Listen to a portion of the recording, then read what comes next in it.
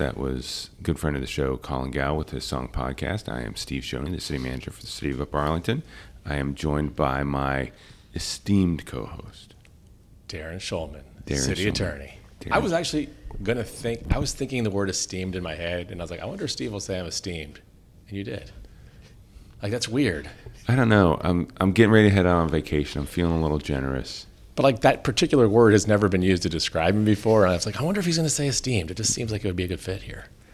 We are so simpatico today that this is going to be an absolutely incredible. This is going to be the best episode. This is going to be the best episode ever, in part because of our guest today. You like that transition? That was, see, this is good. I'm feeling this episode. See, we got it going. I mean, you're not wrong. Oh, maybe we were. We are joined today by Kyle May. Kyle is what is your title? I am a associate principal. Okay, I wasn't sure whether it was Not quite a principal. So is that like an assistant principal, or are you in charge of Assistant discipline? to the principal. Are you Mr. Belding from Saved by the Bell? Or Vice principal? That'd be better. I prefer vice, but no, it's associate. With MKSK, which is a planning and design firm here in Columbus, and a resident of UA, and he worked with us for about a year on a very exciting project looking at the future of Henderson Road. We'll talk a little bit about that, but we've got some other things we want to talk about first. got some things we need to address. Yeah, a couple of things we need to address. So our regular listeners will know that we send our guests a couple of questions, just quick and easy ones. One is, what's your favorite musical genre, sports team, something like that. And then, what's your guiltiest/geekiest pleasure? The idea is to like get to know you, kind of like we build rapport. I don't know if that's going to work this time, but that's the goal. So there's a couple things we're going to talk about. We're going to give you a start bench cut, and then we need to talk about something else that was in there because it left us a bit confused. But you said that one of your geekiest pleasures is geography facts. Oh, yeah. And you can't. I mean, I think half the people who work in government administration at some point were geography geeks and just loved it. So I'm of the age where I remember playing Trivial Pursuit as a kid, and it got me thinking about what are the greatest answers in Trivial Pursuit. So your start bench cut is answers to geography trivia questions. Okay. And we have 3. By the way, this is just a tortured exposition for us to give you some funny words. So you guys are pushing me straight into trivia. Your first question. But we don't actually need to test know. If I actually, we don't need any trivia. This is just like, is this a good answer to trivia? got it. Okay. So we're going I to thought you were give testing my bona fides here. No. Okay. We're going to give you 3 answers to trivia questions. The first one, it's the answer that if you have no idea what the question is, you're going to give this answer because it's right. Got it. It's like it's like the perfect trivia question answer. Got the it. other one's your backup. Your cut is the one that you can never give. Okay. And you can't go there either. We added that in there. Like, it's gone. Okay.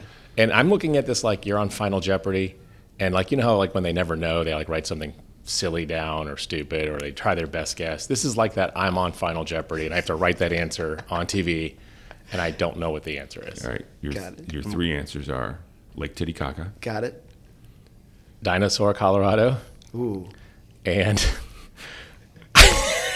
Darren's so sophomoric he can't do it. I can say it. Okay, you say it. Big Bone Lick State Park. Yeah, obviously. Of course. So Big Bone Lick. Is that your starter? Yeah, I mean, it's going to have to start there. Yeah. Good choice. And you need me to do what? To craft a question around this? No, just which one You are just you going to gotta write rank down them. on that Jeopardy screen when you don't know the Big answer? Bone Lick State Park, Lake mean- Titicaca, and Dinosaur, Colorado. Titicaca's pretty good, but it's got a dark story too, right? That's the one that exploded all that carbon monoxide and killed all those people. So that could get pretty dark pretty quick. So I just love how you actually flashed some. We just thought it sounded funny, and you're like, "No, I got some real facts." I got some minor knowledge. I'd forgotten about that. yeah, it gets real. So past the giggle, Yeah. then there's all And the there's tears. like dead people. I don't feel bad about it. And I have a special fact that I learned before we started today, which producer Andres Donaquera is in the producer seat today. He is part of our communications team. Andres has been What to Lake Titicaca. is it? Is it cool? It is very pretty. It is very high. Did you just It is feel the highest awesome Navajo being lake there? in the world. Yes. Do you have a shirt or something? Do they sell shirts? I was showing Steve some photos from our trip. Like you have to buy a T-shirt there, don't you? They don't have T-shirts there. What? What about at Bone Lick? That's got to be in Indiana, right? There's no I chance think it's that's Kentucky. not in I think Indiana. it's in Kentucky. Okay, well, that's going to be my second guess. It's a real place. Well, yeah. Yeah. It has to be. Can't make that up. So And that's, it is dinosaur oriented too. Actually, it's, I think it's got mammoth on the side. Yeah, it's where they found mammoth bones there. Excellent. Hence the name. Yeah. Not just because it's funny.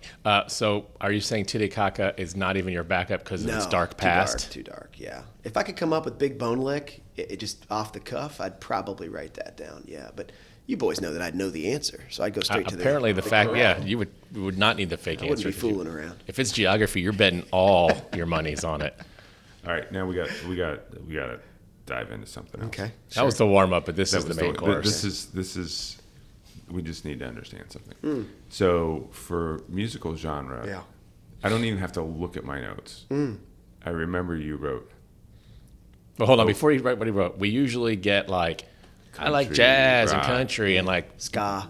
or No, we don't get 80s, ska. 80s hair bands or whatever. We get like kind of a broad swath. Or sometimes people Yeah. say, I like everything. It'll you need know? all Yeah. that. Yeah. So Yeah. now you can go into what we got Or we'll this time. get we get a list of like, what did Katie put? She put like.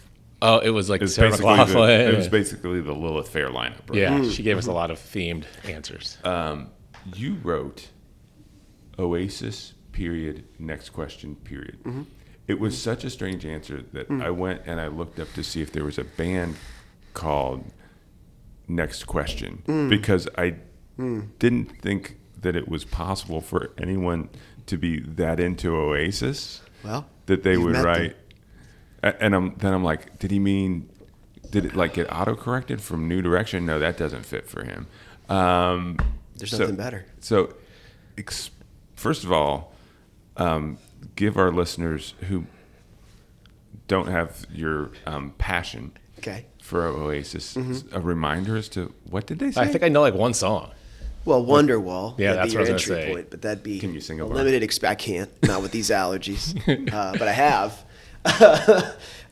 So, Oasis is the rock band, right? They're cool, they're mean, and they mean a lot to me. I'm a '90s kid, so Do they have enough of a, and again, I think there was another song after Wonderwall that I might be familiar with, but I remember at one point they were like, we're the Beatles now. I remember that. yeah, they were part of the Brit kind of invasion thing that happened in the 90s. Them and Blur and a bunch of other bands. I don't know why. Me and my friends had a band, and for some reason we got very obsessed with Oasis. I think because it's very easy guitar songs to play. Okay. So, at a certain point. And then we went and saw them on, I think it was their last tour before they broke up again. And they're brothers, right? They're brothers, and But they hate each other. They hate each other. And in our band, it was me and my kid brother Corey, and we fought all the time too. So there was a lot of shared experience there. And I think I don't know, they were just watching them live. They were just one of the coolest groups you'll ever see, and lifelong obsession. They just got back together to make $1 billion and tour Western Europe and then come to America. And I'm not even going. That's how pathetic I am now in my late 30s. Well, now you kind of have to go because I'd love put to, him as but, number one. I know, but these are the things you do now. You give up those So- pleasures. Do they have a So we will not get this out in time for us to say to your wife, Please go. we have the Father's Day gift Oh, there you go. of the year for you to get for Kyle. Chicago. Yeah. Do they have more than like those albums that I remember like from the 90s? Oh, like, do they yeah. keep churning out stuff? Oh, that, yeah. Well, not recently, but But more than like 2 albums. yeah. Lila's a great album. 2005. Also is the year I graduated high school, so it's one of those things that conflate and they represent something bigger. So is- I'm not going to defend my Oasis position. I feel like it defends itself. Defends itself. Well, I mean, I just remember they were saying like we are the biggest thing ever, and I feel And I liked that. if I just He, never. Liam once got kicked off a ferry going from England to Norway, and he was not allowed to enter. I think it's Norway, maybe Denmark, but was not allowed to enter that country again. So he does really cool, stupid things. And I think we're missing that in rock music anymore. This is a very That I random. will agree with. Yeah, Did you ever watch the show Lost? bits and pieces, but yeah. There's this guy in a band called Drive Shaft, and I've always felt like they were Oasis because like it was 2 brothers, and it went downhill and broke. I bet you're right. I bet that's what they were I like. kind of felt like they were after. stealing from that. I just like the idea of the family band dynamic of it, because they're also cool because they're one of these weird bands. You know how things like work where Noel's he's one of the brothers. Incredible musician. Wrote pretty So much like all the they're songs. the British version of the Black Crowes. I'm not going to say that. That's a bold statement. Yeah. But the band would never be what it is without Liam, because Liam's voice is so, confusingly beautiful, but also like scratchy. And it's like they come together. It's like this, bigger than the parts kind of thing. So, yeah, Oasis. And Liam's the one who's kind of the problem, right? Oh yeah, big problem. But Noel's not much of a great guy either. But so, either way, We weren't meaning to like attack you for It's your position. It was just kind of shocking because like I've always been like, yeah, Wonderwall's a cool song, but I've never been like that's a genre of music. Well, and I never thought it was to the point where it gets the next question yeah. Well, finished to it. Like, yeah, why are we even asking this? It's obviously it's the whole genre is Oasis. I don't know. My 20s, we went to a lot of music, and saw a lot of bands at Newport, at whatever Promo West is called now, Kemba, I think. It's just like, I've never seen a band that was as confident, as cool, and as like chaotic as that one. And it's just really cool to kind of be with them. Like, Can we talk about your band? No, we cannot. I just want a That's name and off what limits. instrument you play. You want to know the name? Yeah. I do, because it's probably something awesome. Like, It was pretty awesome. We landed eventually on Crash Landing, and that was because my dad. That was his idea. We also had Bangin' Dan's Jewelry Shop. We were that for about a week, and then the bass player left. But Specific Ocean was probably the longest. that's geography name. based. Exactly. It's like what's See? It all Pacific comes Ocean? around. So, have you ever hung out and like debated? Have you ever gone down to Colin's Coffee and hung out with Colin and debated bands with Colin? What would his opinion be of Oasis? Probably I don't know. hates it. Because he hates. Who did he hate? He hated Bon Jovi. Because that's right in the time period when Colin and Watershed kind of got signed and almost made it, and they were maybe a minute before that. So he would have feelings about. Yeah, he had strong feelings about certain bands. Is Colin Watershed? He was in Watershed? Yeah, he is kind of Watershed. Really? Yeah. Obvious. Yeah. Yeah. That should be the Love next that band. Oasis. Yeah. Watershed. So they're playing at Comfest, and an opening for Willie Phoenix, and then Colin and Joe. I think Colin and Joe both are playing with Willie. Yeah. On the main stage at the end of Comfest. So that whole genre, there was like a weird moment there. I think it's like late 90s, early 2000s, where it was still a lot of guitar. Still had two guitars, right? Well, just I don't know. There's something about that thing that kind of just slowly faded away. But I really miss it. Like bands like, I could have listed the Strokes, who are also just absolutely amazing live, and just had these songs that were both complicated but also really simple. Like you could play them. You know what I mean? They weren't. I think that's like when you learn how to play an instrument and you're watching a band, you're watching songs that you could actually. They're hard, but you can learn them. Like now the music, you can't go play. It's all a lot of computer, stuff. Right? I Yeah. mean, I mean, right like there. you can't go mimic it. I think there's something lost about that, or it's just very simple. Well, I did 4-chord, but yeah. So the whole kind of the revival, the kind of country blues rock Yeah. thing, the Marcus King style, that kind of stuff. You can get a little bit more of that. Not that I've ever played any of it, but it feels a little bit more.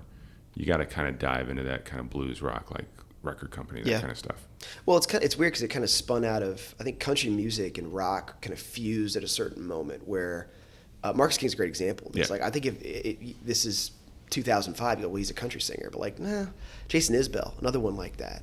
One of my favorite bands is out there. Favorite bands is the Wood Brothers. Two brothers, again. I got to think for this. But it's guitar, stand-up bass, and just weird percussion thing. But they just make simple, really accessible, really good songs. And the key thing with all this, that's the funny thing about Oasis. Like, their lyrics didn't mean anything. It was just total gibberish. Yeah, I might have to look so some were up the right Beatles, now. man. I mean, come on. So I will give you, when you head out of here, put on your Apple Music or Spotify or whatever you do, the record company, and give it a listen. Okay. I think Do you'll that. like it. I don't tend to take suggestions, but I'll try. Clearly, from the Oasis next question, there seems to be, I can tell whether it was you or your brother that was going to be the prima donna. Yeah. That would be you. Yeah. So you mentioned your father. Okay. Your father is a bit of a minor celebrity. Minor, yeah. Around town. Knowing you, I don't think you'd want to give him credit for being a full-on celebrity. Your father was he the Buckeyes beat reporter for the Dispatch for a while, Yeah, and then got a column with them. My dad's such the typical baby boomer story. So he landed in Columbus because my granddad got a job with Battelle. Long story short, goes to Ohio State for about a year. I'm going to mess up his story, so we'll see if he listens. And did he but- actually live in the South, or is that a fake He accent? grew up in Demopolis, Alabama, and then moved to East Texas. So he just layered it on. And I don't know if you've ever heard people from East Texas, but it's just this. It's a strange way of talking, both slow and fast at the same time. He moved up here with my granddad, went to Ohio State. I think he did 2 quarters at Ohio State, got an intern gig or whatever they called it back then at the Dispatch, worked there for 40 years and retired. So it was, he was the beat writer for Ohio State football, covered open wheel racing. His biggest claim to fame, and Carsoni's got it on the wall, is he covered Buster Douglas on his come up. And Buster, because he's from here. right? Yeah, Buster's from here. Went and fought as kind of like an appetizer fight before he was going to fight Evander. Went and fought Mike Tyson out in Tokyo, and my dad went out there and got interviewed. And anyway, his big claim to fame, he was the only one that picked Buster Douglas to win that fight. I think it was 9, how many rounds in. Buster won and became this world superstar and blah blah blah. But so my dad kind of hit 3 ascendant things. One was obviously college football, which we all know what's happened there, and Ohio State at the same time, because Earl Bruce, Ohio State, coming out of Woody Hayes, it was, you couldn't have. No one could have predicted what they are now, but even at the time, it's still incredible, a growth story. Open wheel racing, which back in the day, Bobby Rahal was here. Won his 2 Indies from out in Hilliard, and then Buster. So yeah, my dad. That's the last podcast I was on. Not as professional though. You were on his podcast? I had a brief performance. Yeah. Okay. Like you just stormed in and wanted to say something, Pretty or were much, you a guest? Yeah. My dad used to take radio calls just from the den, and every once in a while, me and my brother would come in, yelling from outside, and that's a lot of screaming that would come back. Did you ever pull like the Bart Simpson calling the bar? Prank call your dad. Prank call your dad on his calling show? I wouldn't live to see the next day, so I stuck away from that. No, he's been doing his thing since he retired. He's still on the radio. Yeah, he's still. I heard him yesterday. Or something. Well, his big thing right now, he's out it's his 3rd year volunteering at the U.S. Open. So cool. He's just walking the 18 and working for an hour and a half, and then getting to watch golf for the rest of the day. So he's taking it easy. Put it That's that nice. way. Yeah, That's nice. Yeah. Well, I'm guessing if you like what you're kind of doing, you can retire and still kind of do stuff because you like it. It's not work if you like golf. We can get him let him know we can get him a volunteer gig at the U.S. Senior Open next year. I think he'd love that. It's going to be here over 4th Is that of July right? next year.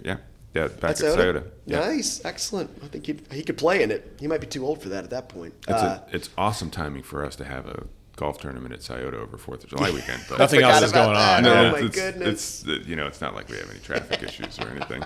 Should But be a fun yes, to all 5 of our listeners, we have thought about how to route people around the parade. We are not going to move the parade route for the golf tournament, all that sort of stuff. He's on record.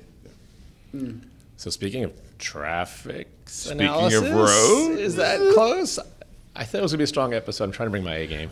So,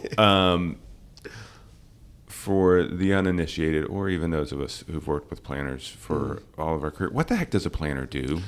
I'm still trying to figure it out. I think planners are just really good at being yelled at by a lot of people. So are city managers and there city you go. attorneys. We have a lot of. So actually, what was it? Our 3rd or 4th episode, we titled "Everybody Hates Chad." After Chad Gibson, our director of community development and the head of our planning team. So yes. To be clear, I don't hate Chad.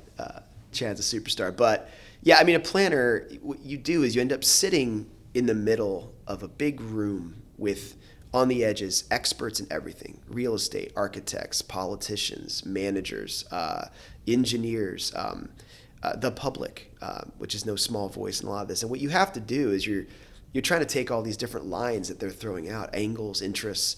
You try to overlap them into some kind of coherent policy that probably doesn't ever achieve consensus. I think that's a misnomer, what we do. Like, we're going to achieve consensus. How are you going to do that?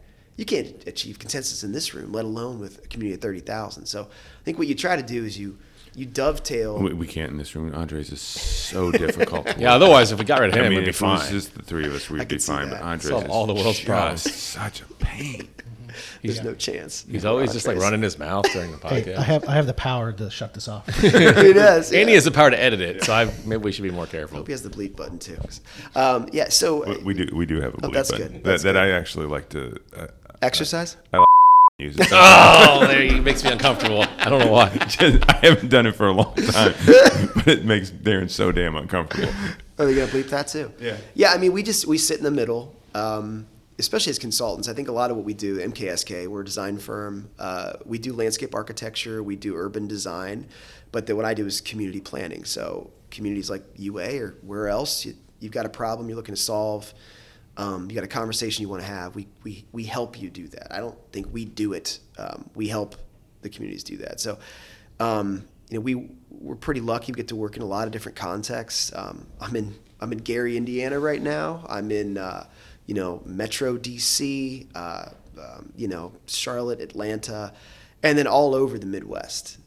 Ohio is, all the Midwest, but Ohio especially, like people don't realize how urbanized Ohio is. It's broken into thousands and thousands of cities and townships and counties, and all of those different layers have their own, Steve, they have their own kind of view on where they're headed, and they all have this need to have a direction, a plan, an economic strategy, a land use strategy. So a lot of what we do is kind of help them land on something that makes sense. So, like, maybe for people who still are like, I don't really know what this whole planning thing is, can you, like, walk us through, like, let's maybe say Henderson Road, because that's something people have been asking about, hearing about, like, talk about the process or, like, what's going on or what did you do with that so people can get an example of what you're doing. Yeah, Henderson Road is particularly interesting, and I think it's a good example of how a lot of this is supposed to work, mainly because you start with a challenge or a problem. Henderson, I think I went on record at one point at the dispatch about it, calling it Talladega, but you guys have been up there. It's 5 lanes with we don't call it suicide lane anymore, with a turn lane in the middle. It's wide open. It's pedestrian by design, unfriendly. It's pretty aesthetically, gutterish. Not particularly safe. Not particularly safe. I was in a meeting last week, and the guy used the term traffic sewer, and I thought that was kind of an interesting thing, maybe a harsh term, but we have a lot of these. It's where everything dumps into to get where it's got to go. Yeah, it's utilitarian. It serves a purpose, but also it's we look at the numbers. It maybe is bigger than it even needs to be. I'm not going to get that. We didn't trim any lanes from this, right? We didn't take away from any of that flow, but a lot of the capacity that we assigned was in a different era. Retail's changed. How we move around has changed. So we start with a problem or a challenge that's assigned to us by a community. The first thing we're going to do is... real quick, just so we can get the process down. Does Steve come to you and say, here are our problems, or does he say, something's not right with Henderson, can you figure out what's wrong? Like, who's doing that part of it? Yeah, sure. Yeah, Steve could be the issuing body. Chad, I think as a city planner here working specifically on behalf of Upper Arlington could issue that. We're going to respond along with all our other partners around the region that do this stuff and say, here's how we would do it. We compete, and if we get the job, then we jump in. And I think our first step is to work with leadership to figure out, well, what really is the problem here. You define a project. What are you going to study? What are you going to look at? Who are you going to talk to? Which is the other massive stream in this. It used to be, for better, probably way more for worse. A lot of planning got done in a room about this size, with about a few people looking at a map, drawing lines. More so now, you got to be wide open. You got to talk to people. You got to understand how they're experiencing these places, this issue, and just layer on. In Henderson, I think we ended up talking to about 900 unique people as part of this process. It's an interesting road because it's north side, City of Columbus, south side, UA. So that kind of that membrane thing, that stitch between communities is also a big dynamic. And a lot of people we talk to are in the City of Columbus. But there's a lot of shared interest in that place being better too. So we're going to talk to a lot of people, leadership, technical folks, ODOT, anybody who might have a say in this. And then on the other side, we're going to do a lot of analytical work, mapping, data. In this case, we weren't just looking at the road, but also kind of what hangs off of that, the land use.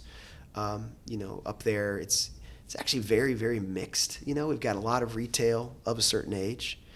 We've got a lot of residential. We identified over, I think, 1,500 people that lived in our planning area. And none of them in a detached single-family home? No, not one detached single-family home in that entire area, and I'm including UA in that. Yeah.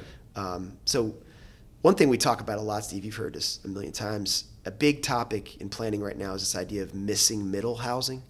So back in the 30s, 40s, 50s, we used to build a lot of these things. You probably lived in it in grad school. It's like a duplex or a 4-unit thing. Think about Fifth by Northwest, like where I lived for all those years. It's just made of this stuff. At a certain year, we stopped building it, period, full stop. Some communities are gifted that stock, and then we've got it. And what's great about it is that as it gets older, it becomes a great well of a naturally occurring affordable housing. And what we noticed up there, what we studied up there, is there's a lot of that there. The hard part is it's 50, 60, 70, coming up on 80 years old. So even though they're built like, get ready, Andre, 100 years is 100 years for a house. So you've got to be investing money into that. Otherwise, you get to a point where the flip happens, and that new product is never going to be as affordable as the one you're replacing. So issues like that pop up. The other big one, retail, Amazon, e-commerce. It's weird the way that's affected retail at the ground level. I mean, for small shops, think about Bethel Road. Think about more small format shops are actually doing pretty well across the country because they're so affordable. They're like this small business incubator thing. They're ugly as hell, but they're really, really valuable to communities because they allow businesses to spin up for very minimal rent. Big box is actually doing okay. 100,000 square foot, Walmarts, Home Depots, those kind of things, because they're massive cruise ships. The ones that are really dying are the 30, 40, 50, 60,000 square feet. Think about the Big Lots, right? TJ Maxx's, whatever. That is the area that's most susceptible to e-commerce because they're too big to be small, they're too small to be big. So they can't really weather this. And they also they can't take advantage of some of the advantages of e-commerce like Walmart has. So, and unfortunately, up in this corridor, we've got a lot of that format, a lot of 30, 40, 50, and that what ends up happening, you get 2 of those moving, all of a sudden you're at one shopping center 60% vacant, and it's going to be for a while, minus the Spirit Halloween, Yeah, they'll always come in and say, I don't know what their business model is, but.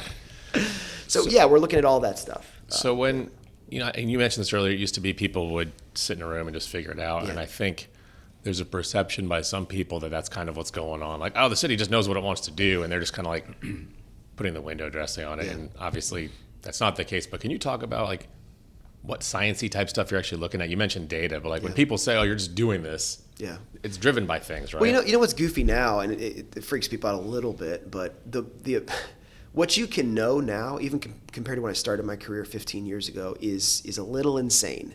As an example of this, we use this tool all the time called Placer AI, and it is creepy. We got a subscription after we saw the stuff that you were able to do on it. You can just know. I mean, you can know how many human beings are going somewhere, whether that's a park, whether that's a specific retail outlet, whether that's just traveling along a road. Like you don't know who they are. It's stripped of like their data, but you know how many. I don't know. Do you know who they are? No, we don't know who they are. We don't know that. You don't know the individual. Palantir might know who they are, but we don't. They're using pings though, right? So they're using what you carry around in your pocket.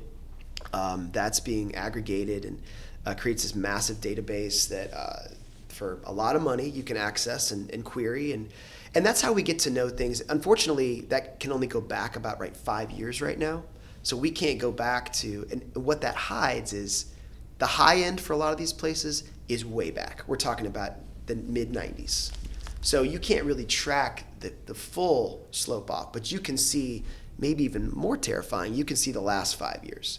And obviously there's the COVID dip that you correct for. But once you correct for that, we're using this data to understand visitation trends, to understand, and at that micro level. So with Henderson as an example, how many human beings every month are going to that Kroger? How does that Kroger compare to other Krogers? What we found out, which was actually kind of fascinating in this, that Kroger had some of the lower visitor trips, even though they're investing there, and it's a great job. I'm not counting it out, but it had 2 stats that blew my mind. One, it was on the lower end, I think the bottom 5% of Krogers in the state. But 2, it's the closest Kroger to another Kroger in the state as well, right up on Bethel. So it's little stuff like that you pick up, all in service of trying to get to this idea of like, our planning horizon, 10 years, 15 years, 20 years, Steve, right? You know, what is likely to change in that time frame?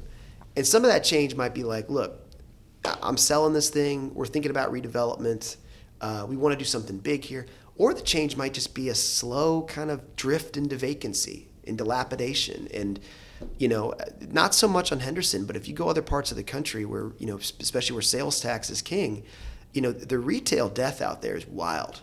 Trotwood's a great example of this in Dayton, where their retail footprint right now sits at around 83% vacant. 83% Whoa. of all their retail is vacant. Wow. Right?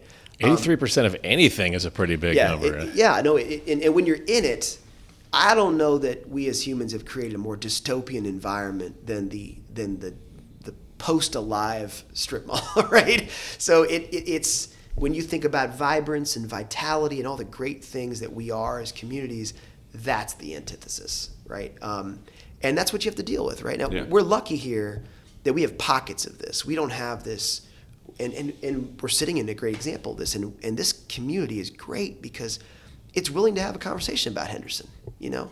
I think most places we work, I won't name any, but, you know, that's the border, that's up there, that's always going to be a, you know, no offense, but like a junk drawer kind of thing, right? It's on the edge, and it is what it is because it's on the edge.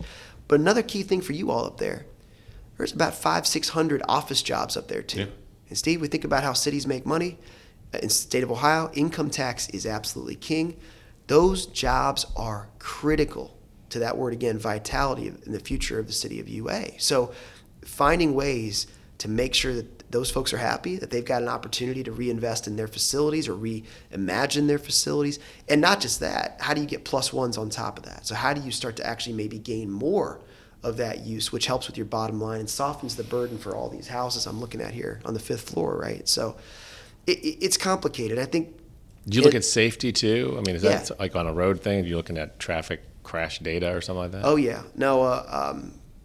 Safety in two modes. I think safety first about how people are moving, and the first thing you say is your notion would be right? Your notion that Henderson's probably unsafe if you're not in a car is right. It's not that safe if you're in a car. All the left-hand turns out of there are pretty brutal. We did a little study on this. We included in the plan where how much time have you got to react if someone's speeding on Henderson? You're pulling out of Roosters. You've got less time to react than a human can react in, right?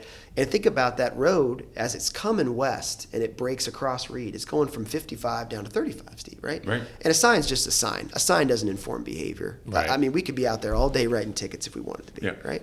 It's the geometry that creates the speed. And in that case, if you're breaking down and somebody's trying to beat that yellow, right, across Reed, all of a sudden they're hitting 60, 65, while you're trying to turn left across 2 lanes, 65 feet, right? You've got to speed up. You got to get out of there.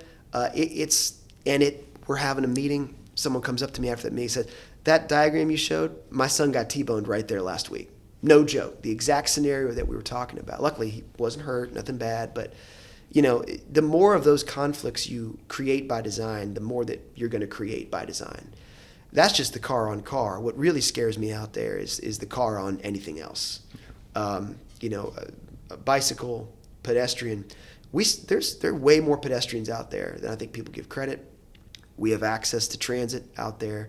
A big deal, Steve and I, we talked a lot about in this was the bus rapid transit, Link Us, which was passed during our process, a sales tax increase to fund bus rapid transit, single lane devoted transit from the northwest side all the way to downtown Columbus.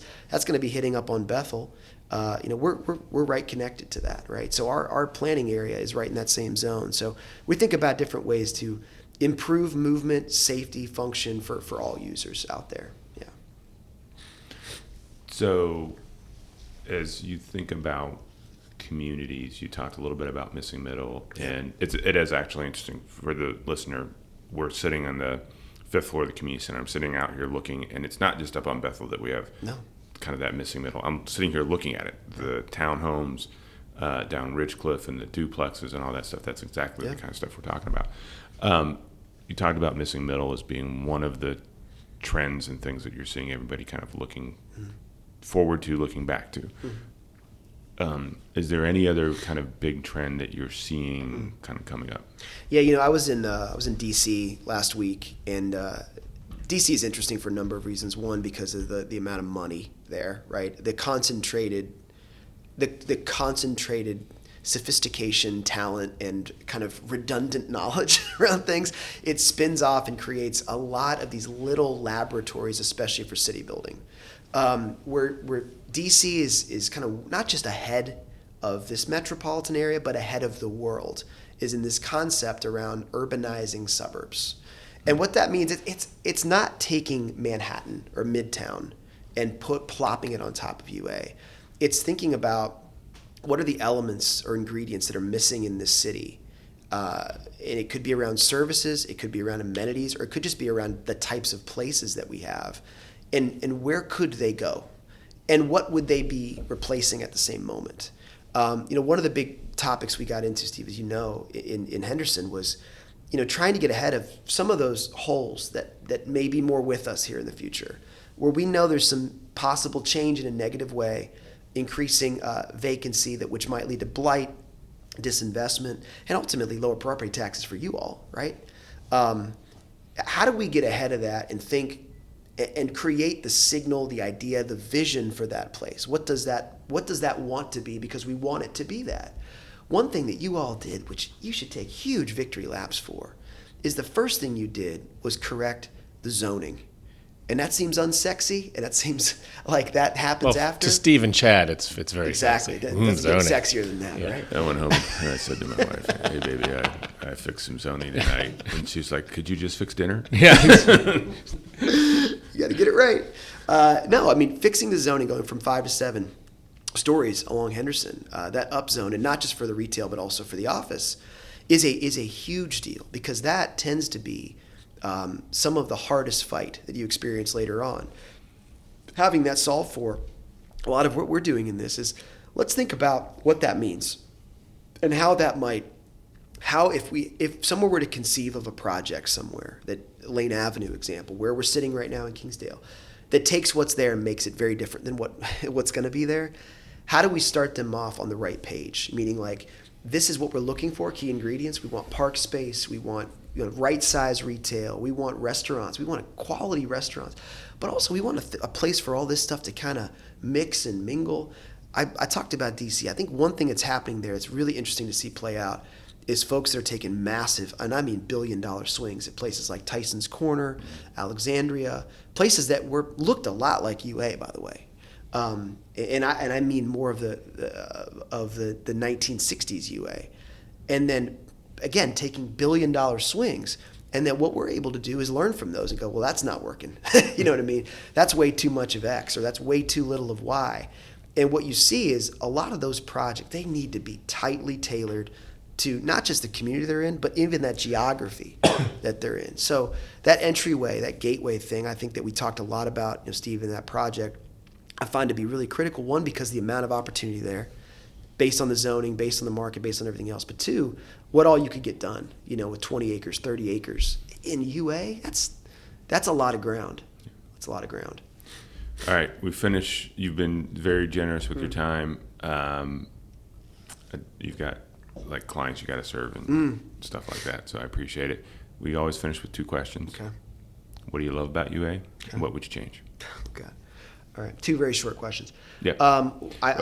Oasis. Next question. We got to get Oasis at July Champagne 4th, Supernova, done. There you go. There's a pull. Don't look back in anger, okay? Oh, hey. You're gonna open. We need a bar up on Henderson called Champagne Supernova. It sounds good. It's in the plan now. I don't know. We didn't pay for that, but it's just I did. You did. You should have worked that into the plan somewhere. I thought about it. I've got a lot of ideas. Now, if we had done this before the plan was finalized, Oasis would have. The word Oasis would have been sprinkled throughout. We need to have an oasis of housing. Oasis. We could do that. What do I love about UA? I love what's going to be a couple weeks here. I mean, July 4th, but I grew up in Hilliard. We always looked at UA and go, oh my God, UA, they're so excited about themselves. That was always the thing. It's they're so excited about being from UA and now being here too. It's I have a lot of friends that are multi-generational and have been here a while, And they love it because why wouldn't you love it? I mean, it's the sense of community. And a lot of places we go will say that, but it's not actually real. There's a palpable thing here where people, get the bleep ready. People, and I like that. But they're also very open. They're very open to having big conversations. And that's what's manifested. I mean, the building we're in right now, this is no small thing. And it takes a lot of thoughtful people, big conversations. And I just appreciate the openness that's here. What would I change? I think in my response to you guys, I say nothing quickly, but a lot of things slowly, right? And I think what we described in Henderson, using the energy that's here, that wants to be here to think about these things, like, there's no reason this community, like I talked about in DC, there's no reason this community can't lead on some of these things, right? And not be like referential from the region and say, well, like Bridge Park or like, that part of downtown, UA can be referenced in a lot of this to say, well, what about what they did here? There's incredible talent, thoughtfulness, resources, and in a community that really, really cares too. So I think this change thing, it's like continuing to think critically about these places that are in flux, get a plan put together. I could do it, or somebody else could, but ideally me. And then, out of that, I think work slowly with great partners. The RFP for the master plan drops at the end of the month, so you will have the opportunity to bid for it to be you. There you go. So, and thank you. Those are great those are great things. And to kind of preview the master plan process, we are going to update the city's master plan, and you talk about doing great things. I do think the community center was something where it kind of crystallized for us. Look, we have the ability to do groundbreaking, world-class things. Yeah. And, one of the questions that I'm going to ask in that process is, what is the next groundbreaking, world-class thing that Upper Arlington does? Yeah. And I literally don't know what that is, but that's one of the things that I want to kind of come out of that process. Listen, thanks for coming on. Thanks for your time. Yeah. Thanks for the hard work on Henderson, and continue to contribute to the community as a resident and do all the wonderful things. And appreciate it. We'll try and broaden your musical taste at some point. I was like, I'm going to go back and listen to the Oasis now. So streaming's going to go up now. Yeah. So I've got a long kind of road trip coming up. I'll see if I can do like the full Oasis immersion program. Yeah, you can do it. Is there one song that didn't hit like radio that you think Steve should listen to on this trip? Oh, you know what my favorite song? Maybe my top I think we're song. out of time. He's like, I don't want to listen to Oasis. Go Let It Out. Go Let It Out. It's an incredible, incredible song. And Familiar to Millions is their live album. I think they played at Wembley, but it's really good. All right. Love it. We want a book report on this audio review when you get back. Do you really? I'm kind of curious what you think about that, Steve. All right. Thank you so much. Thanks, Kyle. Yeah, guys, appreciate it. Fun.